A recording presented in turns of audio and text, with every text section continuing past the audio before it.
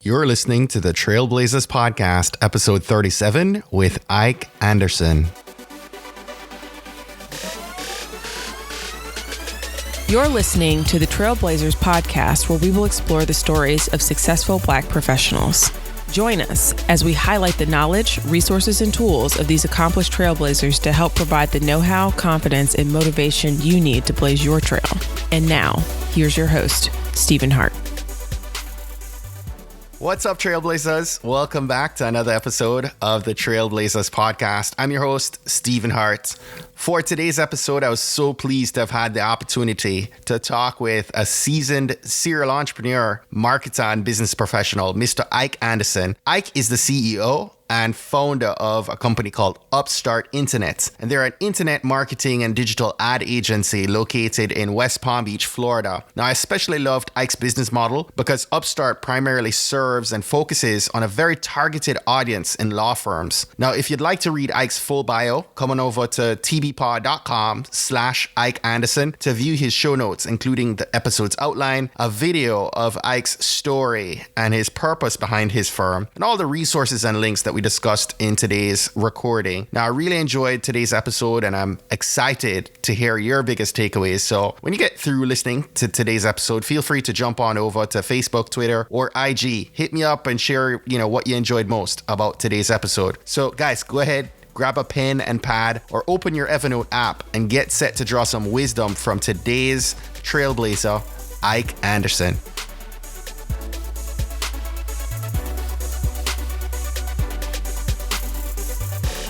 Ike, thanks for being our featured guest on today's episode. Stephen, thanks for having me. So Ike and I were just talking about this before we jumped into this recording, but we initially met back in mid-June through our mutual friend and a guest of the podcast, episode 1's Donald C. Kelly. Big up, Donald. And I'd hoped to actually have you on an interview, back in June, right? But things didn't happen. And as you echoed just a minute ago, all things happen when they should. So we're looking forward to capturing an even better story from you tonight, right?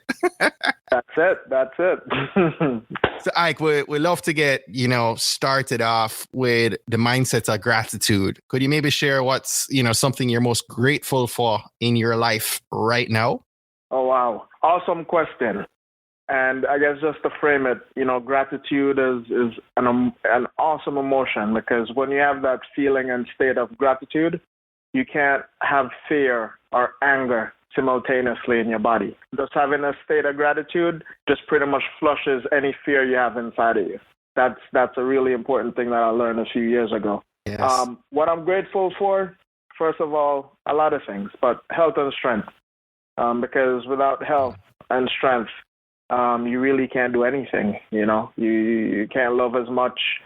You can't execute as much. You can't do anything. So that's the first foundation of anything, is just being grateful for life.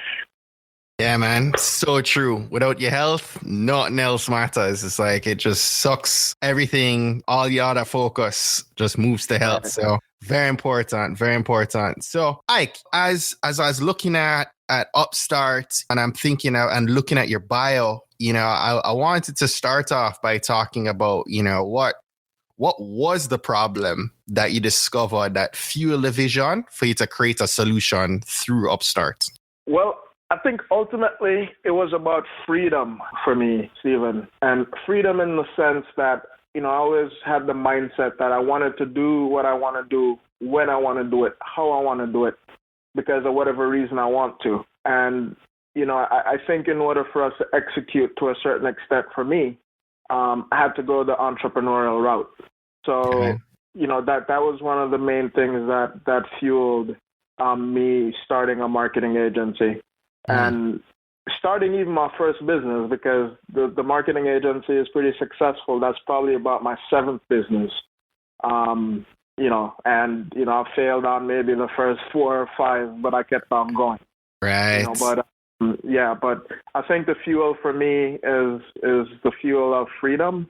And in this current state right now, since I've created freedom, is the power to actually help others. Right. My employees, my family. So that's my big fuel right now, is to create a legacy. Right. That's awesome. So why focus UpStart on lawyers? Why that niche first? That's a really good question. So, when we started out, we were what you call a jack of all trades. We would target anyone that would do internet marketing. Right. But over time, we realized that we can't be everything to everyone. And, we had to find out which demographic actually paid the highest financially, and which we could actually create a system and execute easily. And the next thing was, who can we create the highest return on investment for? So an average attorney spends $5,000-$10,000 minimum per month for our services. If we got them 2 or 3 cases, they've already got a return on investment easily. So it's a lot easier for us to create some ROI in that respect versus a smaller cost per product company. Let's say like an AC company, they charge $75 to $120 for general service. If they paid us a minimum of $5,000, we'd have to be flooding them with cases or, clients in order for them to get the ROI. So, right. When you find where the big whales are, and that's all we hunt is the big whales. You don't try to go after the guppies if you look at it that way, because you realize your time is very important, and you want to be able to get the most out of your time as possible. So that's one of the reasons why we went the attorney route. So you talked about ROI, that return on investment, right? Yes. Have you expanded to other professions and maybe share with us what other professions have worked well for your model?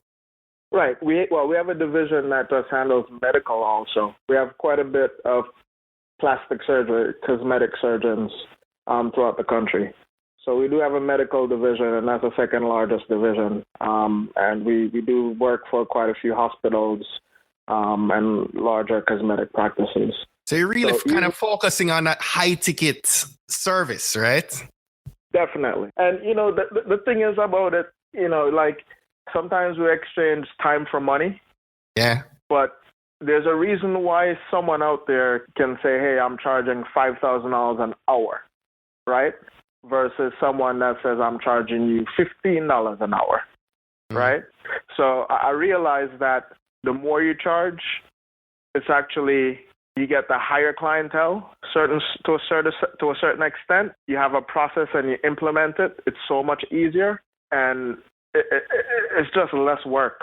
Right. So you become a specialist, when you just isolate your target market, and then you speak their language, and then it's just, it just works out better.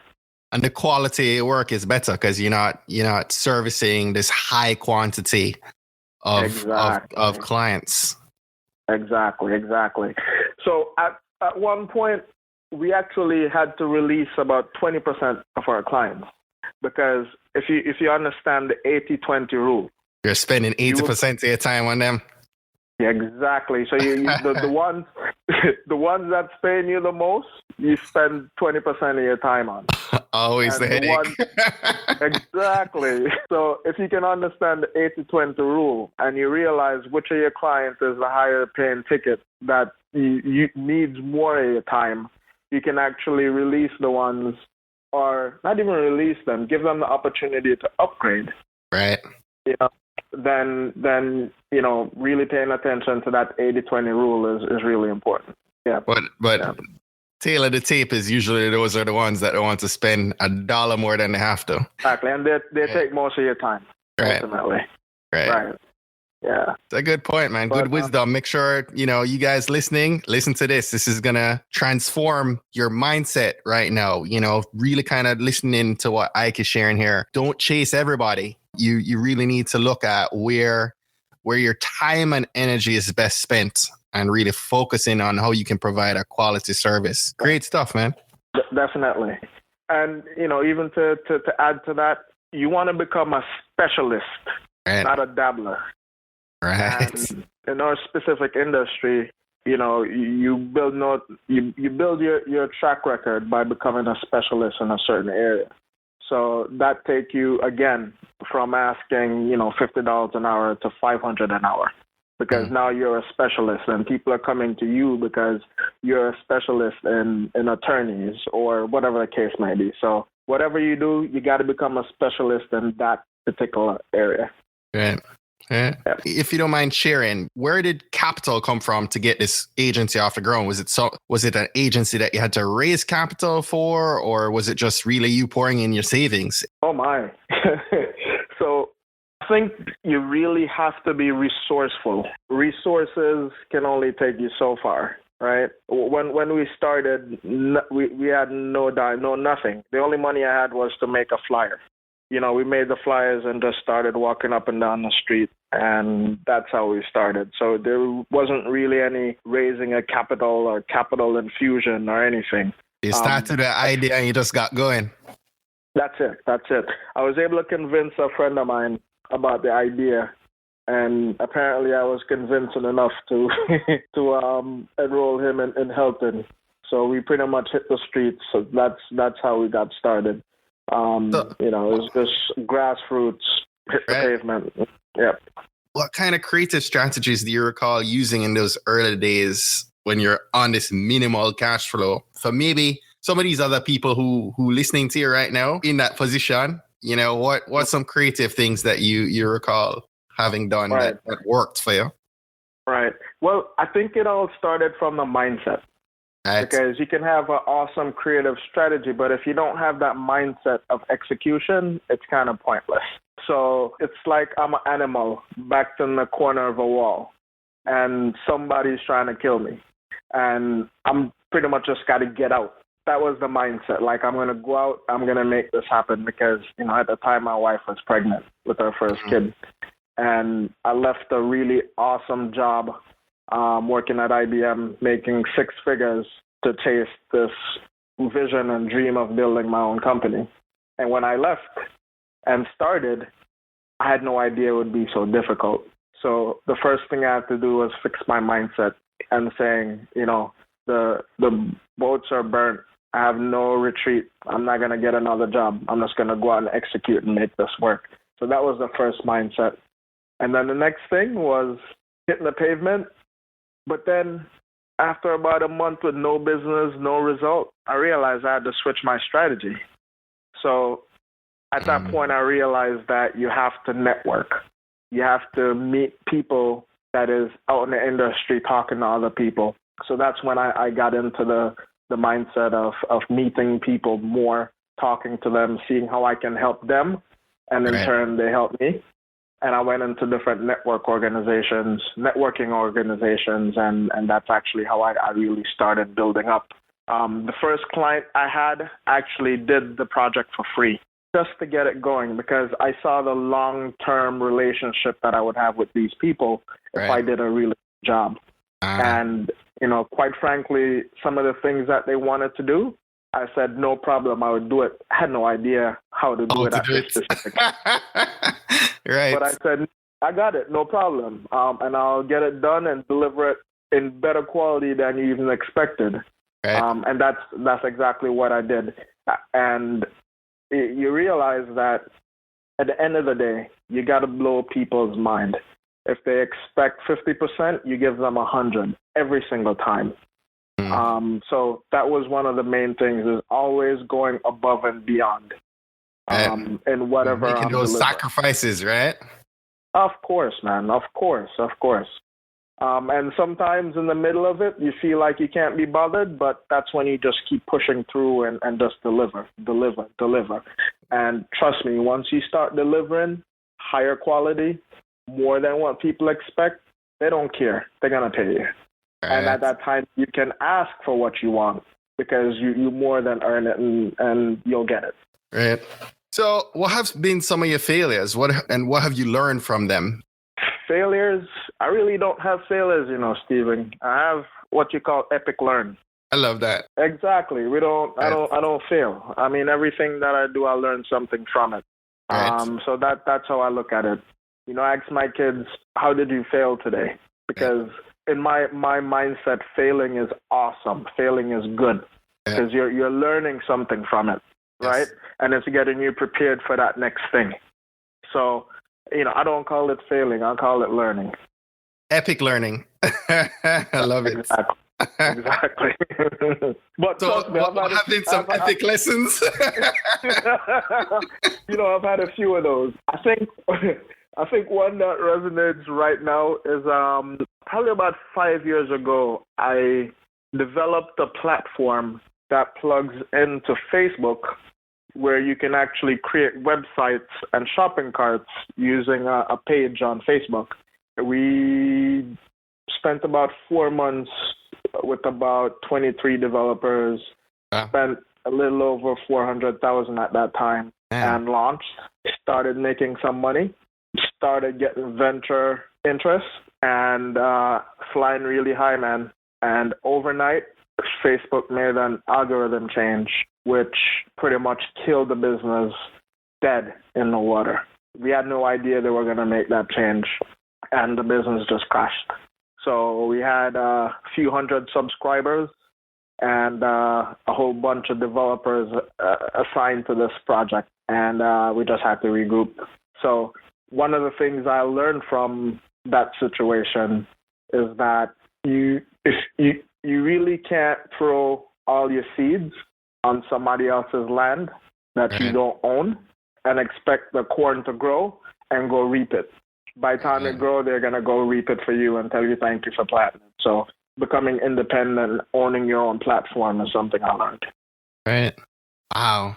Appreciate you sharing that, man. Yeah, but, at the end of the day, that's how it is.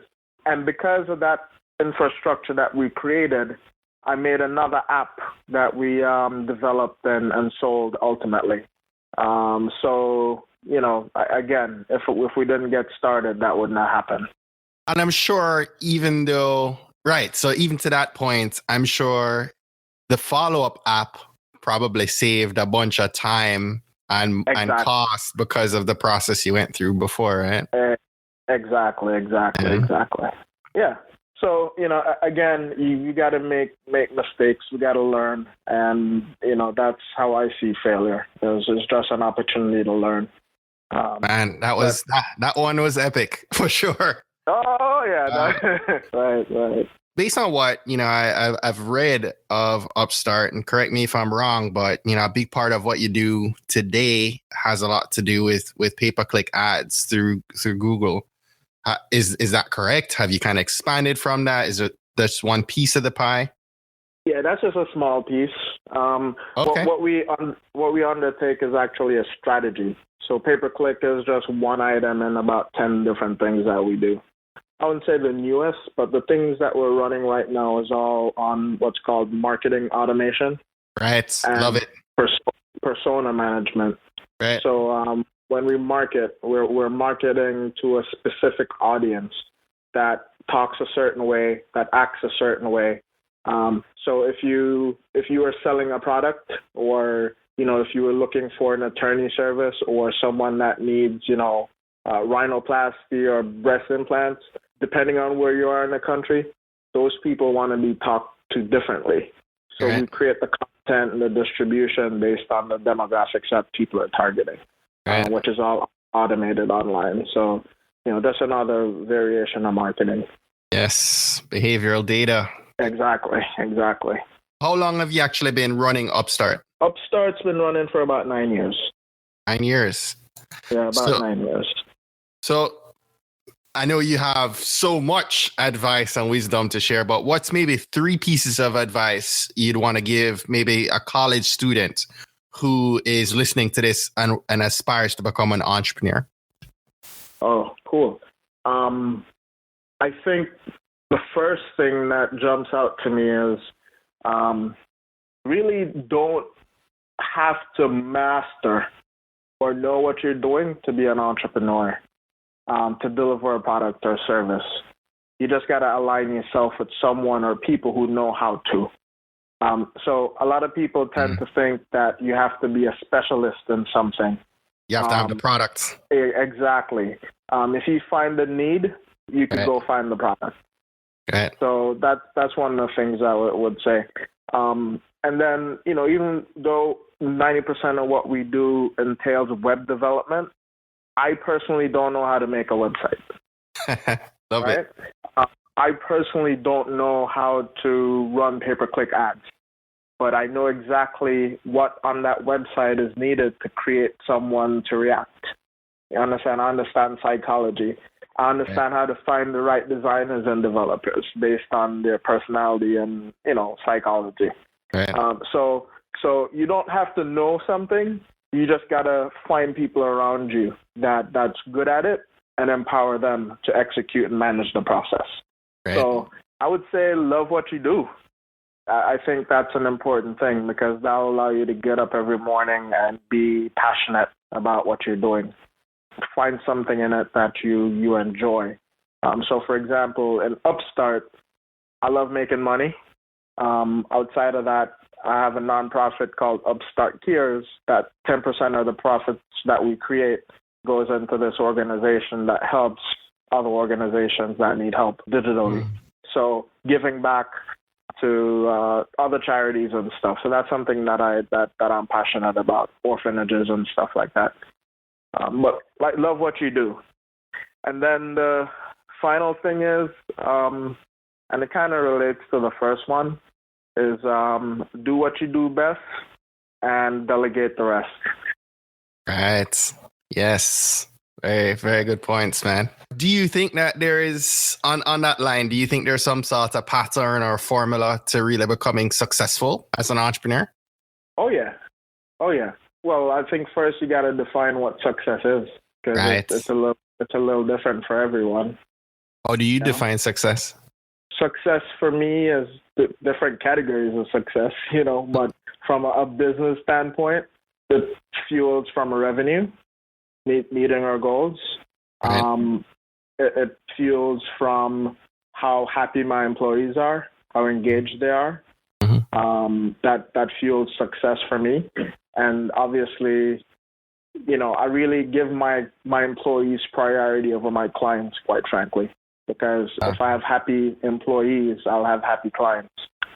I think a lot of people mix it up and, give their clients all the happiness first before their employees. So my employees are number one priority, and in turn, it feels right into my clients like hot fire. Right.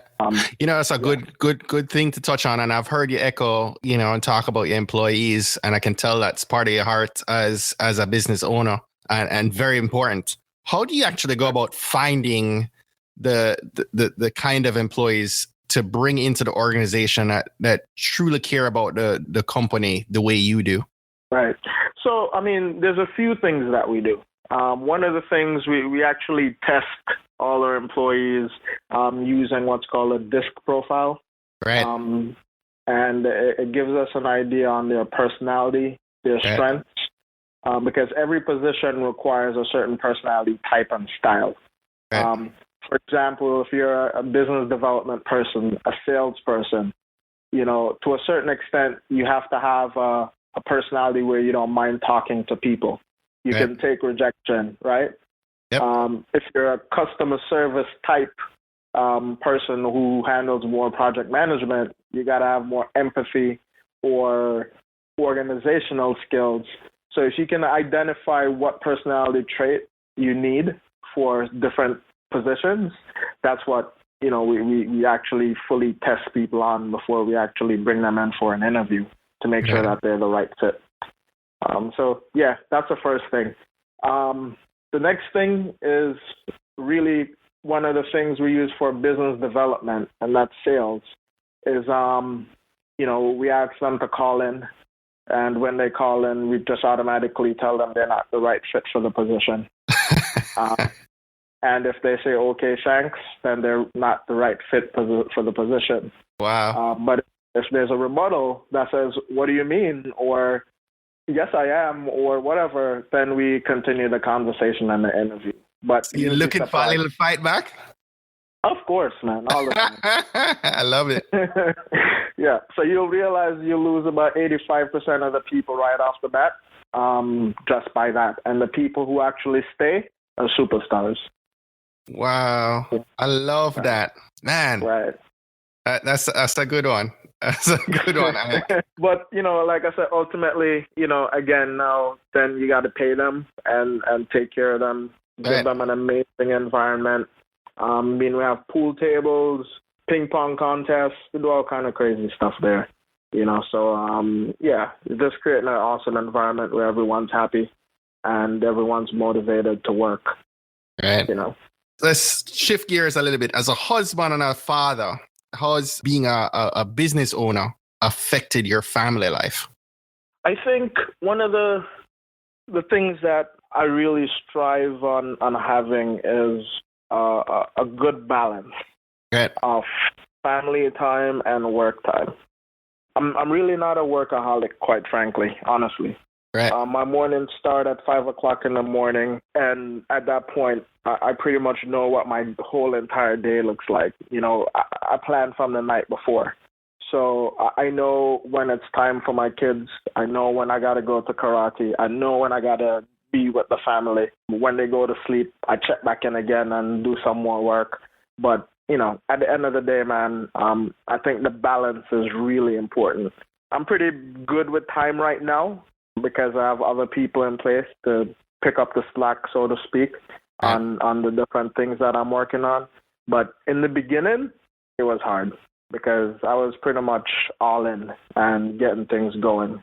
But at the same time, my wife is very, I wouldn't say demanding, but she made it very clear, what's important for us. So, that's something that I really pay very close attention to. That's a real CEO. Definitely. Yeah, exactly. But, I think, Stephen, we have to, we got to become business owners and not business operators. Right. And if you're a business owner, and you can't be away from your business for 7 days or 2 weeks or 3 weeks without it running properly, without it increasing revenue and sustaining, then you just have a job. E-Myth revisited. You need to be working on your business instead of in your business. Exactly. So at the end of the day, that's one of the important things for me. When I started building the business, was that I had to have certain things in place where I can actually be away and the business still runs and operates. So systems, you needed systems in place. Yeah, you definitely need systems and people. And people. For me, I only speak to one person, and she pretty much runs everything. Really? So instead of going to multiple people, I go to one person. Wow. Right. So I just manage one person, and she manages everyone else. If that makes any sense. Yes, absolutely. Man, Ike, pouring out the knowledge tonight, man. I love it. Before we actually start wrapping up here, I'd love to have you maybe share some resources and some tools with our listeners. What's one book that you've read that's inspired you most? Yeah, so I think out of everything that we've spoken about tonight, I think that's a really important thing is to read. Yes. And expand your knowledge. And when I say read, it doesn't necessarily be reading a book, but subscribe to Audible and listen to audio programs. And if you can't afford Audible, you can go to the library and get those books. Exactly. But readers become leaders and listeners become leaders. And I do at least one book every single month for the last 5 years. Yes. Ah.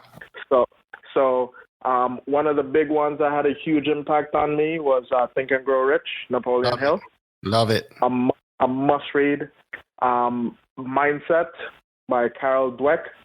Nice. Awesome book. Blink, Malcolm Gladwell. Yes.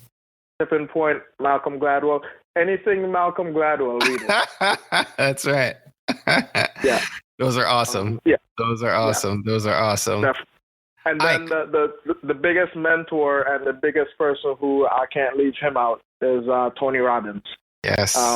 Consume his stuff as if you're consuming food and air. It changes your life. Absolutely. Ike, what's something small you've done this month that you're proud of?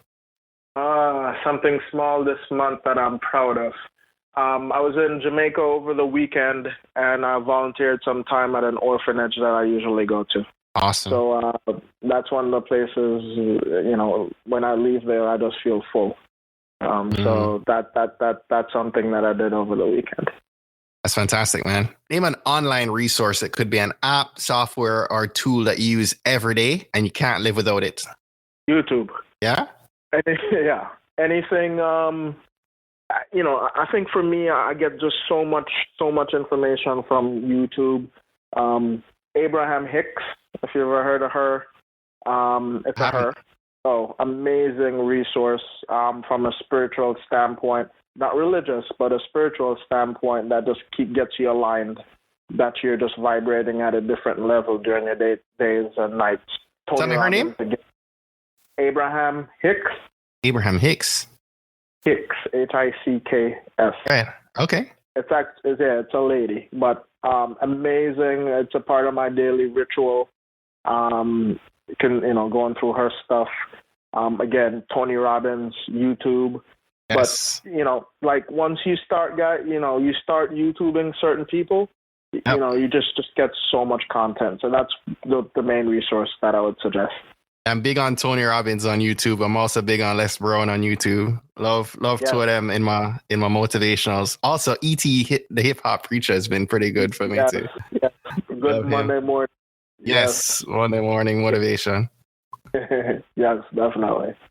Yeah. Go ahead. Finish your thought. No, I was just saying, our brains, if you don't plant good stuff in it, weeds will grow. Yes. And we'll get sucked into all sort of emotional stuff that's happening around us. So we really got to strengthen our emotions and our minds. And the only way we could really do that is to learn and grow. On that tip, I'd love, before we wrap up, to invite you to share one action that aspiring trailblazers that are listening to you right now are going to jump off this podcast episode. What should they commit to? One action. What should they commit to this week to help them blaze their trail? I would say, first of all, create a vision of where you are, where you want to go. Mm-hmm. And in doing so, take survey of where you are. And just create that vision of what you want to go, because where you want to go. Your mind don't know the difference of you dreaming or if it's real. So create a really awesome vision, and don't settle just for anything. Just create a compelling vision where if you had all the time, all the money, all the resources, everything you ever dreamed of, what is that vision? And I would start with creating that vision, because this universe is really amazing, that once you start creating these compelling visions, they just start showing up in your life. So you just got to create the vision and believe that you can attain it. And I think that's the hardest part, is believe that we can get it and have it and be it. But once you start believing it, it just start manifesting. So that's what I would suggest. People, he speaks the truth. I'm telling you. Ike, good stuff, man. Before we let you go, I want to say thank you so much for coming on the podcast today. I appreciate you being so kind to share your story with our community. And I would love for you to tell us how we can stay connected to you before we finish up for today. Yeah, my pleasure, Stephen. And, anything to give back to the community, definitely, heartfelt gratitude to do that. You can reach me at upstartinternet.com. Get all my contact from upstartinternet.com. And within the next 30 days, we'll be launching a podcast called Upstart Hustle. So nice. That'll be an amazing platform to get some content around entrepreneurial, ventures and stuff like that. But upstartinternet.com. Awesome. Well, Ike, thanks so much, man. I really appreciate having you on. Awesome, Stephen. Thanks for having me. Well, that's it for today. Thanks again for listening to this episode of the Trailblazers podcast. I'll be posting links to all of today's book recommendations and links mentioned on our show notes page at tbpod.com. If today was your first time listening to the Trailblazers podcast, I just want to extend a warm Trailblazers welcome to you. We're so happy to have you here, and we encourage you to go ahead and hit that subscribe button in your favorite podcast app. go ahead and browse through some of our past episodes to keep the knowledge flowing. If you're a fan of the podcast and today's content, and you're maybe already subscribed to the podcast, please continue to share and invite your friends, your family, or colleagues to listen to an episode that you think might impact them most. We believe that someone listening to these inspiring stories will be moved to make significant changes that will have generational impact for many others, both now and well into the future. Don't miss next week's episode. New episodes are released each and every Monday by about 5 a.m. Eastern. Trailblazers, jump off this podcast today. Go find a way to rise above, go way beyond, and keep blazing your trail. Cheers.